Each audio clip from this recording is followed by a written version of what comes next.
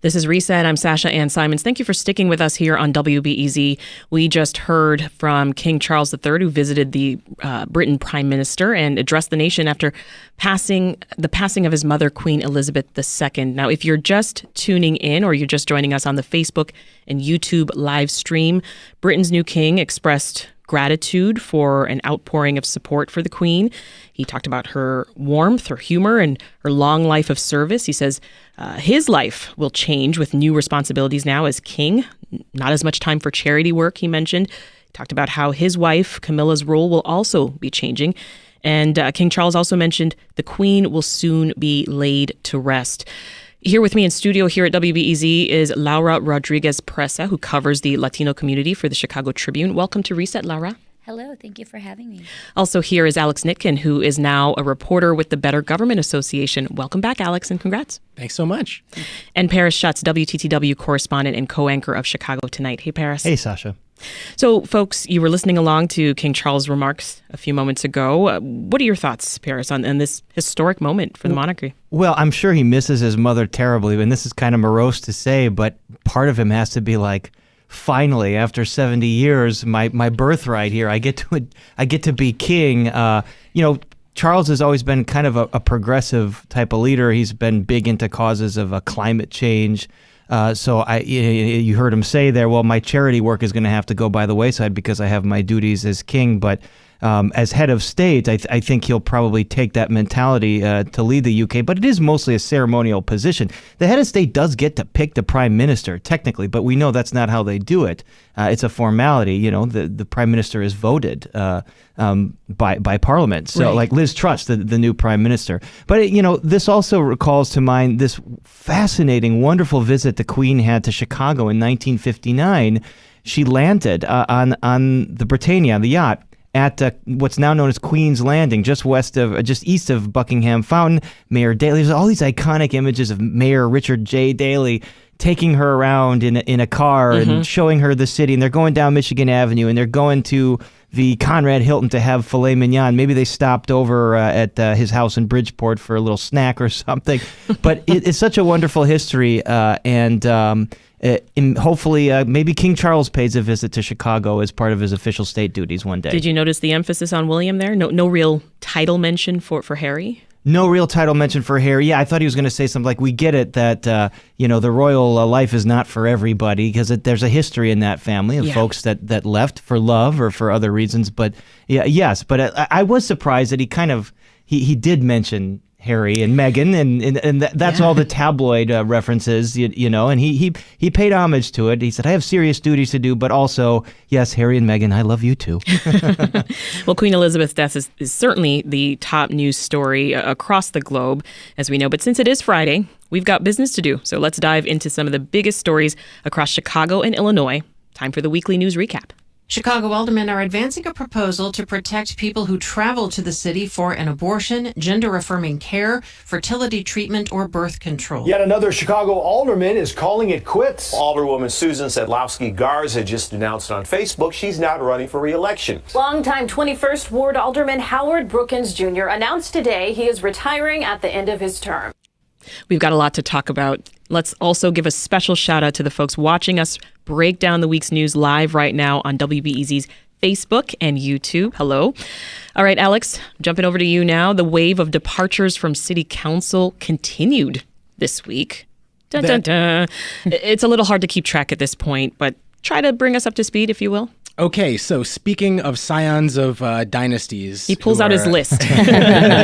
So Howard Brookins is the latest in this long parade of either resignations or announcements of non-re-election that we've heard from the city council. Howard Brookins represents the 21st Ward, far south side. I would say this one is not quite as surprising as maybe some of the others. He's been around for 20 years, since 2003, or will have been around for 20 years. He's the son of former state senator Howard Brookins Sr. He is, I think, not surprising in part because he has, like a lot of his colleagues, a side gig. He's a trial lawyer. He actually ran for the bench to be a judge earlier this year and came up short, surprising a lot of folks.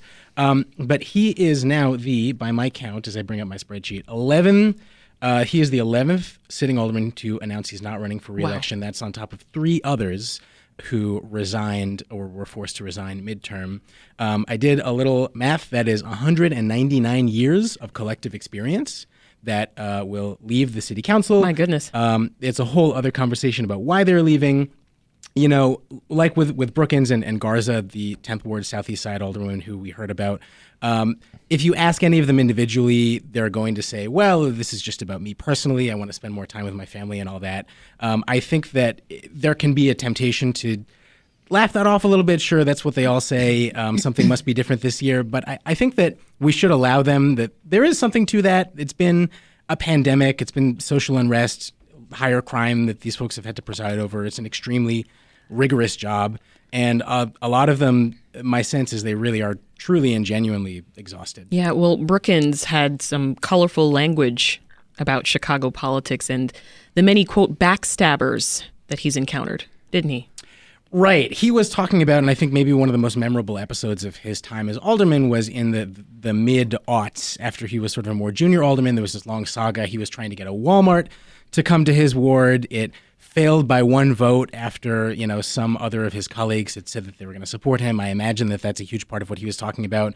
It led to a big rift between him and organized labor, made his relationship with Mayor Richard M. Daley pretty rocky. But since then, he's really settled in and become a pretty loyal, quiet foot soldier for the two mayors who he has served under since. He is a committee chair. He generally almost always votes alongside Mayor Lori Lightfoot, and it's just another one of these kind of older guard, generally loyal aldermen who are going to, even if Lightfoot is reelected, she's probably going to have a much more tumultuous city council on her hands. So, Paris, I want to get your thoughts on Alderman Brookins' political legacy, and also if you can touch on Alderman Susan Sedlowski-Garza.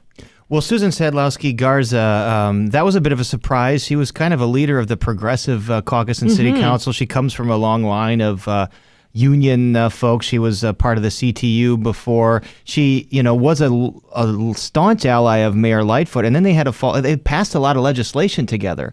Then they had a falling out where Garza said, I can't vote for her. She tends to tick off everybody she comes into contact with, although she didn't use the word tick. And so I asked her, what was this about? And she didn't really get into that. But I agree with Alex. I think there's exhaustion. I think the last 4 years with COVID, with all the stuff that happened in 2020, with people meeting on Zoom all the time, a couple aldermen told me a lot of the fun had been taken away from the job, because it's a serious job, but it's fun when you get to mix it up at committee meetings or council meetings, and it's a beehive and it's buzzing, and people really enjoy that, and a lot of that has been taken away. I do also think that you mentioned Brookins and his legacy. I think a lot of folks might have faced some tough re-election battles, and they didn't have the stomach for it. And so there's going to be major change. Brookins, as Alex said, his legacy is being an institutional guy for his ward on the South Side. He was a stalwart. You mentioned his legacy with Walmart, and he tended to go along with Mayors Emanuel and Daley. He didn't ruffle a whole lot of feathers, but he had a ton of institutional knowledge, and a lot of those sort of stalwarts, as Alex mentioned, are gone. And man, oh man, if we saw kind of maybe we thought we were going to see a return to council wars this time around. We might really see it next time. Wow. This is Reset. I'm Sasha-Ann Simons. We are going behind the headlines in the weekly news recap with Alex Nitkin, reporter for the Better Government Association, WTTW correspondent and co-anchor of Chicago Tonight, Paris Schutz, and Laura Rodriguez Presa of the Chicago Tribune. A reminder that you can watch the weekly news recap live on the WBEZ Facebook and YouTube pages. You can also, while you're there, leave us a comment or question. Talk to us in the YouTube chat box. I may just read what you have to say on the air. Now, here's a little bit of what Mayor Lightfoot had to say about these aldermanic departures. So the Great Resignation didn't pass us by. I think people are making decisions about, again, what's in the best interest for them and their family. This is a tough environment to be an incumbent, to be a public servant, and many people are making the decision that it's time for them to move on and do something else. Laura, is this, as the mayor says, simply another example of the Great Resignation? Because we've been seeing that a lot. Yeah, I definitely agree with Alex. It's a change. It's like this new normal, right? Life has changed after the pandemic. So it's no surprise that people, including the aldermen, alderwomen, are just choosing a different path in life. Yeah. Let's hear the mayor's response to whether she might be contributing to this exodus. Look, I'm 60 years old. I'm not going to change who I am. I definitely will have and will continue to push people sometimes out of their comfort zone, because that's what our residents are demanding of us.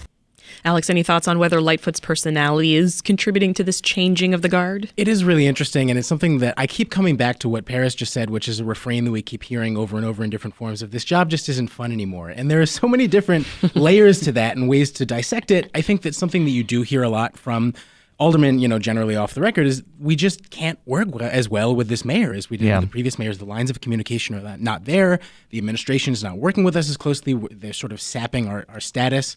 I think a maybe more cynical retort to that I've heard from some of the younger folks in the arena is that some of these aldermen who were elected 10, 15, 20 years ago are suddenly looking up and realizing that they have to be legislators, which was never really part of the deal. Classically, the job was that you were just a little mayor, you preside over your ward, you administer services, give out turkeys on Thanksgiving, cut ribbons, and vote alongside the mayor. Nice, easy checklist. As long as the mayor is taking care of you and your constituents. And now, a lot of these aldermen are sort of realizing the shifting dynamics in the city council are such that the administration is administering the services, and aldermen have to do things like develop policy and form coalitions within the city council to get things done. And they're sort of like, well, this is not really what I thought the job was going to be when I started. Well, to that end, Laura, let's talk about what city council was actually working on this week, starting with the ordinance that would protect abortion rights for out-of-state patients and providers. What are the details? Yeah, so the ordinance is pretty similar to or mirrored after the ordinance of the sanctuary city. So it's not allowing the Chicago police, Chicago authorities to collaborate with federal government to share that information to protect people that come from out of state to get an abortion, and that would mainly, like we see with the immigrants, just not share any of that information to preside or to report any of that activity. Yeah. Alex, aldermen also had to make a decision this week on their pay raises. Fill us in on that process and how did it actually turn out?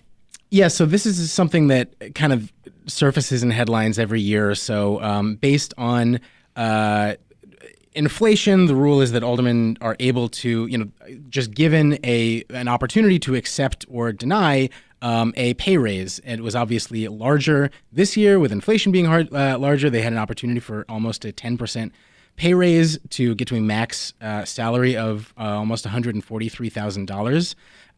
It was, pretty mixed. It always becomes a kind of political hot button, and then you have, reliably the likes of Alderman Raymond Lopez saying it's absurd, it's inconceivable that any alderman would accept a pay raise. I think it's always especially, it's fraught a couple months before an election, but I think that it's always a sensitive discussion that comes up because you could argue that, there is a staffing crisis across the city, including in the city council, as we've been talking about. And if you want to get a broader quality and quantity of candidates running for elected office, especially when they could be doing more lucrative things like being attorneys, the way to do that is by paying them more money. And so at the end of the day, the couple $1,000 extra that is going to go to them is probably not going to make a whole lot of difference to the taxpayer, but it's more of a political football, and you could argue could have a bearing on who runs. So who said no thanks to this nearly 10% pay raise? It was Lopez, as I try to bring it up here. It is, I do not... 15 of them. Running for mayor. That's right. Pretty much everyone running. He is running for mayor. I should have mentioned that. Right. Okay, so declining 15. Sorry that took me so long to find. 15 out of the 50 are declining a pay increase. A lot of them sort of the, as I look at the list, a little younger, more ambitious. And many of them don't have other jobs. Most of them don't have other jobs. Right. And so this would hurt them more. Right. Yeah, absolutely. And the folks the older people who were asked why they accepted the job, they say, look, this is like an 80-hour-a-week, 24/7 job. I'm getting texted in the middle of the night by my police commander about a shooting or whatnot. Yeah. And my constituents know that I deserve this, and I'm going to take it. And at a certain point, you can't really fault them for that. But Laura, is it just me? I wonder what it would be like to decide my own pay raise. Well, I really think that a lot of them do it. Incredible. A lot of them do it, I think, following what they promise their constituents, right? Like the people they serve. So sticking to whatever promise they made and assuming that their people are not getting a pay increase and they don't accept it. But I have to say, there were legislators several years ago that they made a big show of, I am not taking my pay increase. And then after the fact, they finagled a way to get their pay increase. I'm not saying that that's what aldermen are going to do here, but it's all politics and optics. You know, at the end of the day, you want to look like you're with the folks. You know, I'm turning it down. I'm in the trenches so with maybe you. not now. Right. I'm just like you. Right. We'll pick up the weekly news recap in just a moment with journalists Laura Rodriguez Presa, Alex Nitkin, and Paris Schutz. But first, let's check in with Lisa Labas for the latest news headlines. The new abortion restrictions take effect next week in Indiana. Lisa? Yes, Sasha. So opponents of Indiana's abortion ban filed a lawsuit yesterday arguing it will violate a state religious freedom law that Republican lawmakers had approved in 2015. This lawsuit was filed by the American Civil Liberties Union of Indiana on behalf of 5 anonymous residents and a group called Hoosier Jews for Choice. It argues the ban will violate their religious rights on when they believe abortion is acceptable. More than 24 lakes and other sites in Wisconsin are now among nearly 650 places on federal land in the U.S. that have been renamed by the government because they included a racist term for a Native American woman. The changes cap a nearly year-long process that began when Interior Secretary Deb Haaland, an American Indian, took office in 2021 and worked to remove the offensive word, it is squaw, from use on federal geographic features and lands. It is 12:26, and this is WBEZ.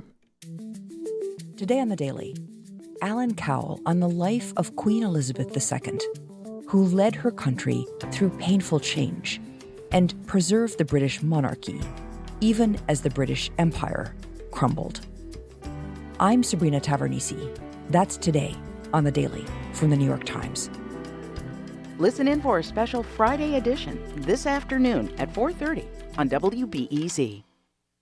No one said running a democracy would be easy, but is that form of government in trouble? Democracies are having a very hard time fulfilling the dreams, expectations, needs of the population. And then they have to cope with external shocks. Looking at democratic upheaval around the world, plus the latest from the UK after the death of Queen Elizabeth II this afternoon on All Things Considered from NPR News. That's today at 3 o'clock on 91.5 WBEZ. WBEZ is supported by Chicago City Treasurer's Office, presenting Building Wealth Today for tomorrow, featuring a financial services citywide career fair September 30th, open to all. Registration is at chicagocitytreasurer.com. And support is provided by Dark Matter Coffee, proudly sourcing coffees and cocoa from Central and South America, a contemporary culinary family dedicated to producing coffees and chocolate for everyone. DarkMatterCoffee.com. Get freshly roasted. It's a beautiful day. Sunny skies, warming up to 83. Right now 78. Clear tonight, a low of 66. And we'll probably see some rain for the weekend. This is 91.5 WBEZ. We're back now with more Reset. I'm your host, Sasha-Ann Simons. If you're just tuning in, it's our weekly news recap, where we make sense of the week's top local and state stories. Now, before the break, we took a close look at the changing of the guard at City Council, but there is much more to get to.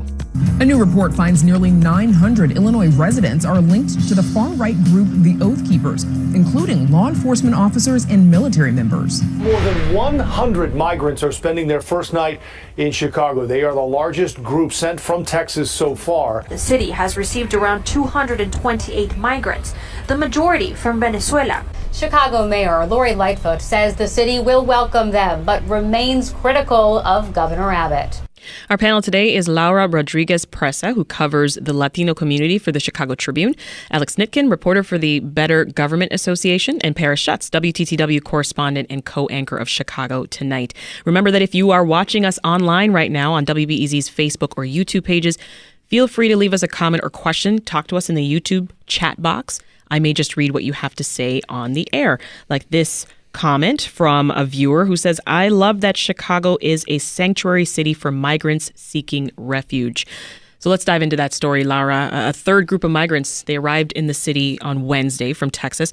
So start with the most recent arrivals and tell us how many people were there and what do we know about them? Yeah, so the most recent one was this last Wednesday, and it was about 150 people, 3 buses, mostly families this time. And they have been arriving to Union Station just like the very first group. The only difference is that this time the city and the local organizations are a little bit more ready to be there and pick them up rather than kind of like act, rapid response. So that's the only big difference. They've been taken all to the Salvation Army, to that shelter. That is where they are housed initially until they find a little bit more of a quote-unquote permanent shelter until they get connected to the resources. So what other sort of help are they getting once they get here? Yeah, so once they get checked in, they do have sort of like a council, so they they need to find out exactly what help they need. A lot of them, it's important to know, that are getting here to reunite with families that are in different states or maybe in different parts of Illinois. Okay. So because they don't have an option to get sent to whatever state they have the family at, then they get help from the organizations New York, DC, Chicago. here. Those are the 3 states where they're being sent to from Texas. But these people come to meet people all over the country. So Alabama, a lot of them are meeting people in Atlanta. Like, they just know people. So that helps a little bit, because then obviously the city government doesn't have to care for them in terms of figuring out where they'll go next. And take us back, Laura. Most of the migrants, if it's my understanding that most of the ones who arrived in this past week, they're coming from Venezuela. Yes, mostly. Actually, all the migrants that have arrived are mostly from Venezuela. Any sense of why they left? Are they course, talking? Yeah, no, they all share the same story, right? They're fleeing extreme poverty and in the government of a dictatorship, they say, right? That doesn't allow them the opportunity to find a better job to feed their families. A lot of them just talk about how even with the job that they have, they can't feed their families, so they choose to make that almost 3-month trip from Venezuela, crossing different borders to finally get to Texas. And when we speak about why they're being sent, the fact that they're being sent to Washington, New York, and Chicago, they actually have no idea about the politics behind it. I'm sure they don't. You've been following this as well, Alex?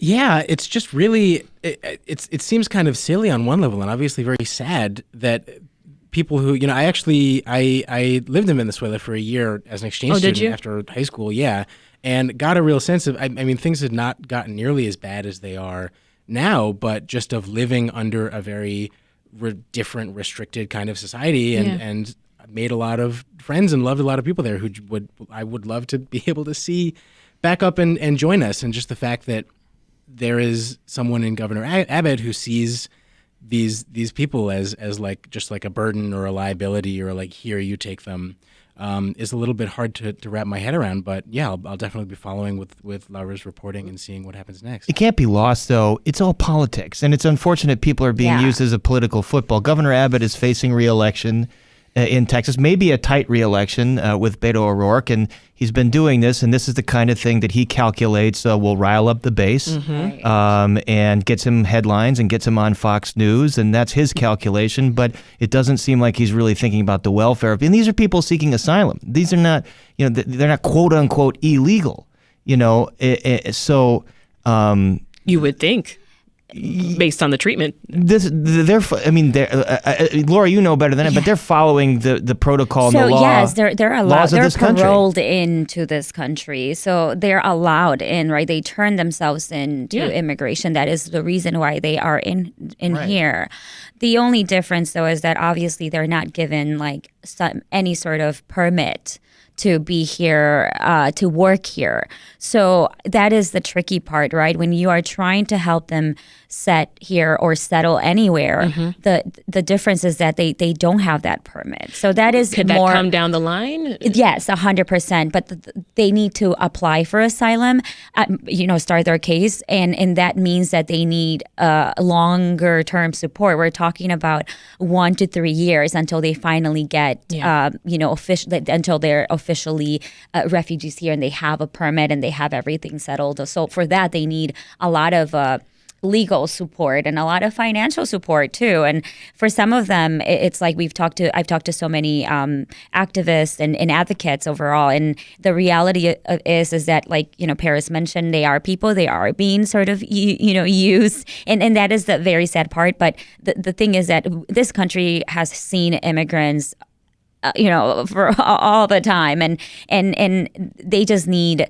to help each other settled here, and that's kind of probably what will happen. They're not going to be given permanent housing by the state or federal government. What they are doing now is just equipping them to kind of like make sure that they have enough information and resources of how things work here for them, and then they can figure it out. Well, we've mentioned Texas Governor Greg Abbott a couple of times in this conversation, Laura. What is the latest on that feud between him and our mayor, Lightfoot? The Mayor Lori Lightfoot has been very vocal about how much she's against what Abbott is doing, right, and has been very critical of that work. And I just know that she was in Washington, I believe was it yesterday? I know she posted a picture with I saw the President selfie with Biden. Yeah.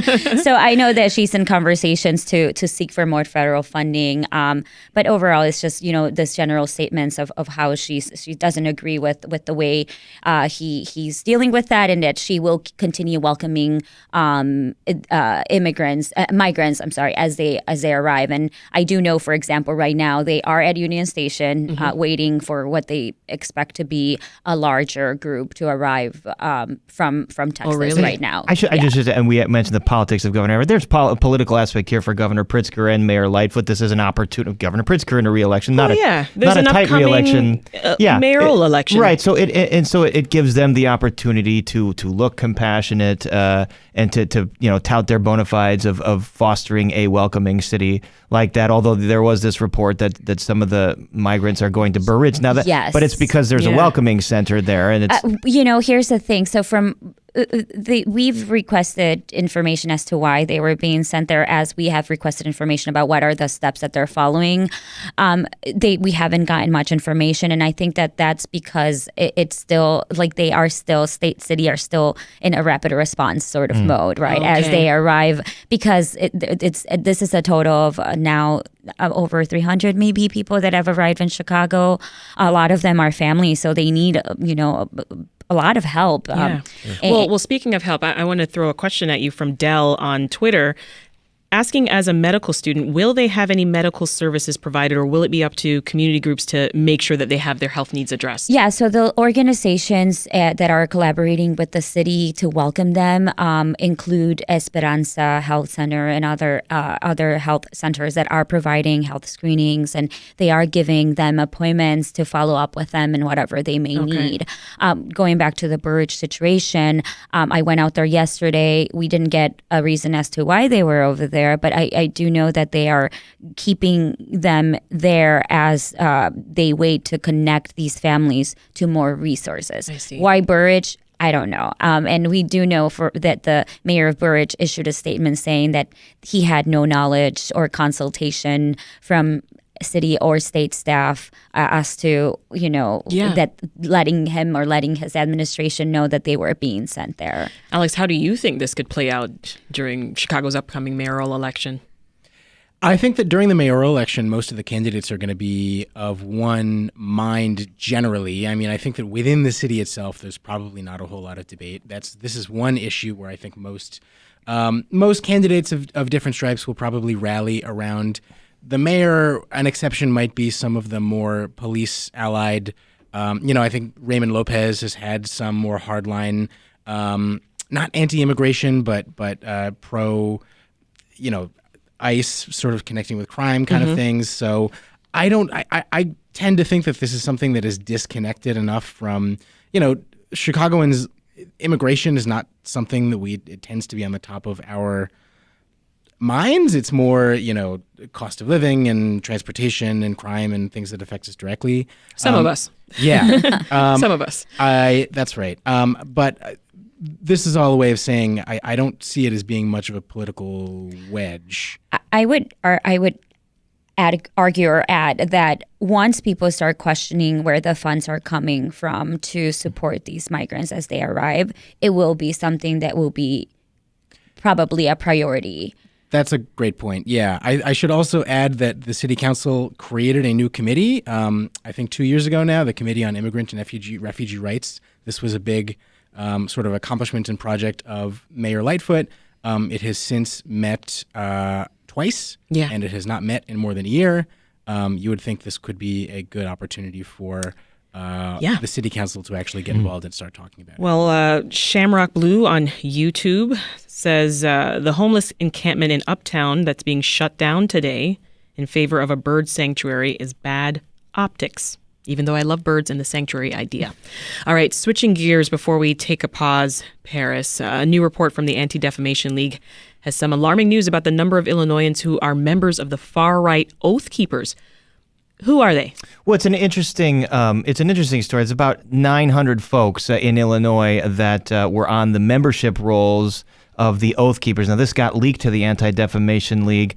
And the big takeaway here is there are members of this group from all over the country, every single state, the blue states, the red states. Now, the ADL is not naming who these people are, and for good reason. Now, remember the debate about the gang database in Chicago. Sometimes people wrongly end up on that database, and it hurts their lives. They can't get a job, they can't get a house to rent or something like that. So the ADL is being very careful to say, well, all we know is these people are on the membership rolls, so they signed up one day to get information, and maybe they didn't know what the Oathkeepers were. Maybe they were curious. Maybe it was a mistake. Maybe when they learned what the Oathkeepers really were, then they weren't into it. But the other alarming thing is the Oathkeepers targets law enforcement, and there are many folks in law enforcement on this list. There are many ex-service members from the military on this list, and then there are some folks that are in elected office. Some county level folks in Illinois that are on this. We don't know. This list is before the insurrection, by the way. Are you surprised by these numbers? No, not at all. I mean, if we saw what we saw on January 6th, I mean, this is an issue that's been percolating. It's not just the Oathkeepers. It's an anti-government right wing based on conspiracy theories and a desire for a more authoritarian type of system and not a democracy, because you saw what happened on January 6th. The leader of the Oathkeepers is now on trial for seditious conspiracy. So I don't know. What they don't know is has that hurt membership in groups like this? Are they dying as a result of this, or are they recharging and regenerating and getting even bigger as a result? The speculation is they might be recruiting more members. So that's something that ADL and a lot of other groups like the U of C has a big center that's studying this as well. Interesting. We'll pick up the weekly news recap in just a moment with Laura Rodriguez Presa of the Chicago Tribune, Alex Nitkin of the Better Government Association, and WTTW's Paris Schutz. But first, let's check back in with Lisa Labas. King Charles III has given his first public address. Lisa? Yeah, if you missed it at the top of this hour, King Charles III says he feels profound sorrow over the death of his mother, Queen Elizabeth II. He vows to carry on her lifelong service to the nation. Charles making this first address to the nation as monarch. He became king Thursday, immediately after the Queen's death. His speech was broadcast on television, streamed at St. Paul's Cathedral, where about 2,000 people were attending a service of remembrance for the Queen. Mourners at the service included Prime Minister Liz Truss and members of the government. Thousands of people in cities across the U.S. have finished Eliza's Run today. It was a morning nationwide event organized as a tribute to 34-year-old Eliza Fletcher, who was forced into a vehicle in Memphis, Tennessee, and was on a pre-dawn run at the time. This was a week ago. A suspect was swiftly identified and charged with her kidnapping and murder. Sunny and warm today. We're getting up to about 83. This is WBEZ. On the next Science Friday, sulfur is critical to manufacturing green tech and feeding the world. And we suddenly discovered that sulfur had been forgotten about. Why a sulfur shortage may be ahead. Plus, parks are turning to a new set of workers to manage invasive species. How you doing? Hey, baby. Hello. It's all on Science Friday from WNYC Studios. Science Friday, today at 1. On WBEZ Chicago. Hi, it's Rachel Martin with Morning Edition. There comes a time when you've just got to let go of that old vehicle. So here's a thought. Let this station take it off your hands, with proceeds going to support your favorite programs. Find out how at WBEZ.org/car. If your phone gets service, then you can get WBEZ. With our redesigned mobile app, you can listen to the news and conversations you need wherever you and your phone go. Available now for Android and iOS. WBEZ is supported by your membership and by Steppenwolf Theater, presenting the most spectacularly lamentable trial of Ms. Martha Washington. Ms. Martha is a bold, form-shifting remix of American history from this year's Pulitzer Prize winner, steppenwolf.org. Support is provided by the British International School of Chicago's South Loop, giving students the tools needed to thrive. Preschool and pre-K open house, December 8th. BISChicagosL.org. And WBEZ is supported by Dell. More information is at 877-ASK-DELL.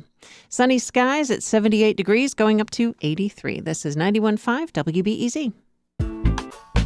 This is Reset. I'm Sasha-Ann Simons, and we are back with more of our weekly news recap, giving you a closer look at the week's top stories across Chicago and Illinois. Before the break, we got the latest on the migrants who've arrived over the past week on buses from Texas, but we still have a lot more to get to.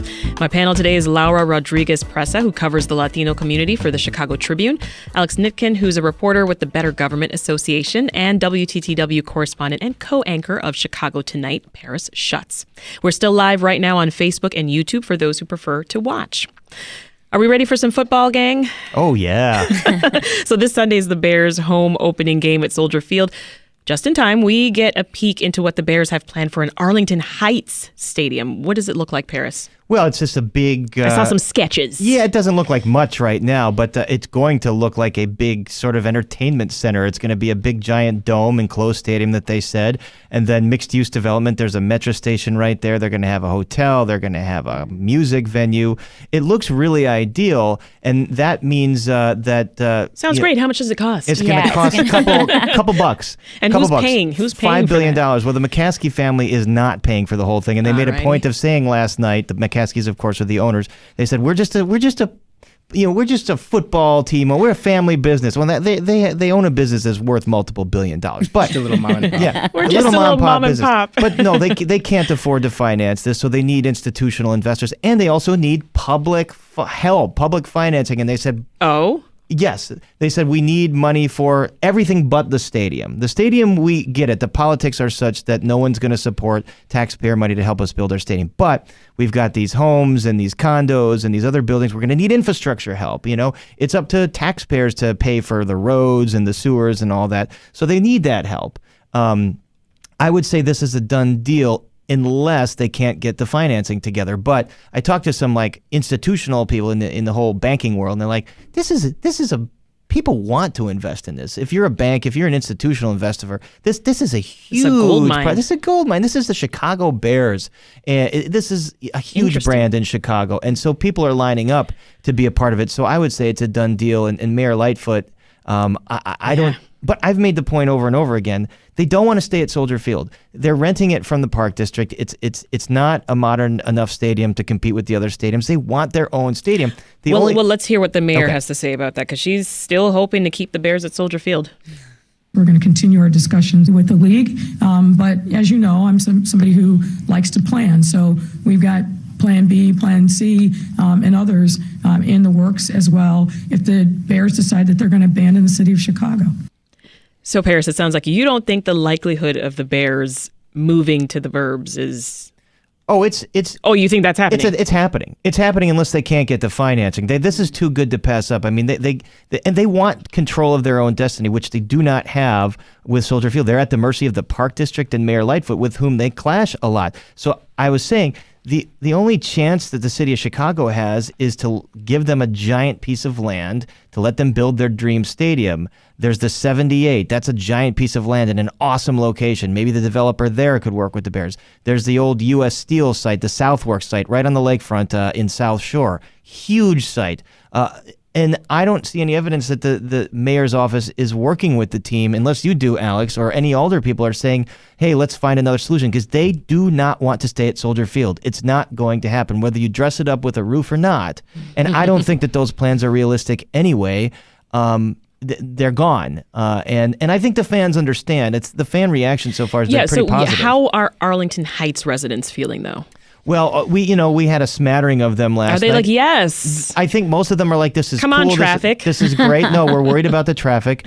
I think a slight majority of them don't want to have taxpayer money help this, and they are worried about the traffic. But we spoke to a lot that were so super enthusiastic. We love the Bears. We want them in our backyard. Now, with these things, teams employ a lot of PR help, and maybe that's generating some of the positive feedback that they're getting. But it seemed like the feedback was more positive than negative. I don't think they're going to get a lot of resistance to go there. They're just going to get resistance to having public money help them. They could sell parking and $2 Gatorades right outside the stadium. Right. How big of a deal do y'all think this is if the Bears move to the suburbs? Any thoughts, Laura? I haven't been to a game yet, but I've been wanting to. Me I would neither. love to go to one before they leave to Arlington, just because it's like down the street, right?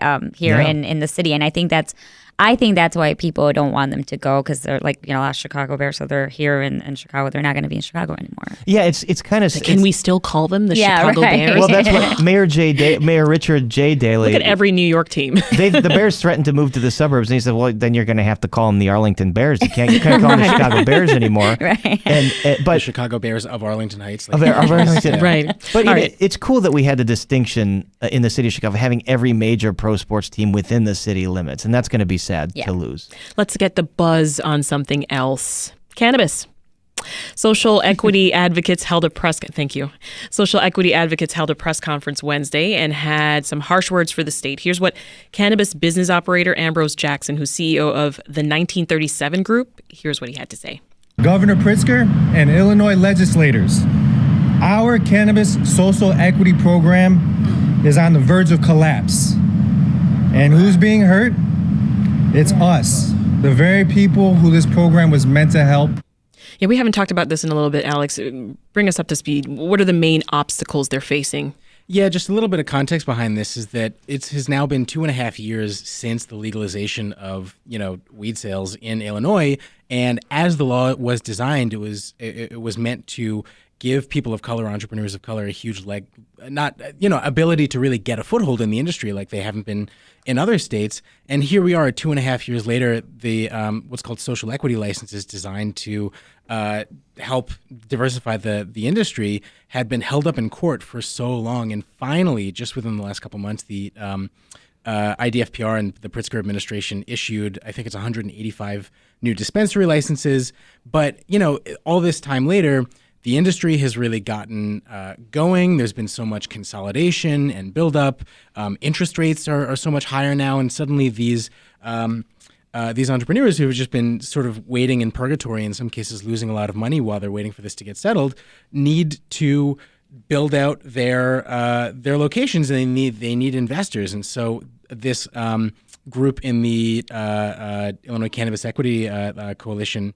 A big thing that they were talking about is that there is so much red tape within the system already that they're not allowed to change their ownership structures. They're not allowed to take on equity investors.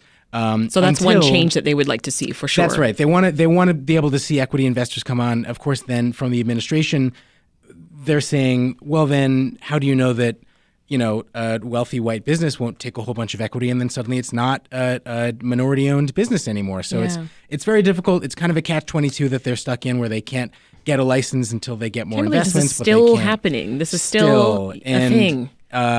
It's really just like I got to Chicago almost 2 years ago, and this was like one of the first things I covered here on Reset. And I mean, it's really it feels like the needle just has not moved. And it's just an embarrassment and a black mark for the Pritzker administration, which was really centered its legalization push around equity, and we were going to be the one state that was going to get it right. And here we are, almost 3 years later, and there's not a single black-owned dispensary. But you also see, you see the people that won the licenses, and then they're turning around, and I mean, eventually this is all going to be gobbled up by these big pot conglomerates that exist, and it's not going to be the mom pa thing that I mean, that's where the incentives are for them, for sure. I mean, if they're facing all these barriers, if you got the license and you're facing these barriers, why not sell and make millions of dollars? Right. Yeah. Well, Laura, you covered a deadly altercation at a marijuana dispensary this week. Quickly tell us what happened there. I did. I normally don't cover, like daily violence. But that was something that just kind of happened this Monday after we came back from the long weekend. It was a man approached a security guard at a marijuana dispensary with an axe and was like, threatening him, and so that led to an altercation. And the security guard was armed. He shot at the man that was trying to hurt him, and then the man passed away. This was in Greektown, This was in Greektown, yeah. Wow, unfortunate. And there's still no reason, no exact reason as to why or how that was, the man approached the security guard. Jeez. Well, I got to jump on this before we wrap up today. 2 new COVID vaccines are here, available this week in Chicago. What's different about these vaccines, Paris? Well, these are ones specifically designed to treat the BA5 and BA4 variant, which is the overwhelmingly dominant strain right now, because that strain was found to not be very resistant to the old vaccine. So the city's got something like 150,000 doses. There's a couple 100,000 more across the state. And, the reality is that we're going to have to get boosters every year. So is this going to be like the flu vaccine? Yeah, it certainly seems that way. And I don't know what the participation rate's going to be with it. It seems like people have just kind of fallen off. Yeah. What do you think, Alex? You think people are going to go out and get another COVID vaccine? I really hope so. I mean, I'm one of those who, it was like Christmas morning for me. I was refreshing and waiting for the next appointment to come up. And I got mine in the books. And it was actually pretty easy, which I guess is not a good sign for how many people want them. Yeah, I don't think so. I don't think people are following up with it. Yeah. I mean, I really hope Time that they will will for all tell. of our sake. But I just want those sweet antibodies. Get them in me. So almost time to go, folks. But as we wrap up, I'm wondering what stories you think really stuck out to you this week. Maybe something that surprised you or that you thought was underreported. Quick rapid fire. You first. A.D. Quigg in the Tribune had this fascinating story about the Obama Presidential Center and how they have really high salaries for these folks, way higher than other nonprofits. And Really? at some point, they're going to build that center. But at this point, I don't really know what they do there. So I thought she went and dug up the salaries and $300,000, $400,000. Yeah. Wow, it's good work if you can missed get that it. one. It's a great story. Great story. That was AD. I'll have to check that out. Yeah. What about you, Alex? Well, one thing that I don't know that it was necessarily undercovered, but one thing that we didn't talk about here was Congressman Chuy Garcia making a big I was splash, gonna say kind that, of sending this kind of He oblique stole yours? press I'm releases. sorry. Yes. Think of another one. Sorry, he said this kind of oblique press release, Right. being like, "I'm going to make a big announcement," And then it wasn't, yeah. And it's not what you which think was it's very going to smart be. because then he just announced some aldermanic endorsements, and I think that it's going to be. I'm going to be really watching, even if he doesn't run. I'm going to be watching what he does, who he endorses, because he kind of whiffed on his. So you're just going to be stalking him for the next little bit. Oh, sure. To see what he does. Yeah, I'm sure he won't mind. I've got his number. Let's call him right now. Laura, anything else? Yeah, well, I think I can go back to the alderman and alderwoman leaving. I think that's something to look into is who's going to take over those areas. I've seen a lot of people, in Lopez's word, like there's this very young progressive woman that's making a lot of noise there. So very interested in finding out who's going to take over. I mainly obviously am very familiar with the Latino, predominantly Latino communities, but like Cardenas is leaving from that Little Village area too. So it's going to be interesting to see how not only will the politics change, but how those the communities will change as well. That's it for the Weekly News Recap. My thanks to Laura Rodriguez Presa, Alex Nitkin, and Paris Schutz. Thank you, folks. Have a great weekend. You too. Thank you. That's it for Reset. The show's produced by Meha Ahmed, Linnea Dominic, Brenda Ruiz, Claire Hyman, Andrea Guthman, Marie Mendoza, Charles Daston, and Andrew Merriweather. Dan Tucker is our executive producer, and Ethan Schwab and Haley Bloomquist were our engineers this week. Now, Monday on the show, we're going to talk with the leadership of the Inner City Muslim Action Network, Iman. They're celebrating their 25th anniversary as food, health, and housing activists here in Chicago. So stay tuned for that. I'm Sasha-Ann Simons. Thanks for listening and have a great weekend. We'll meet again soon.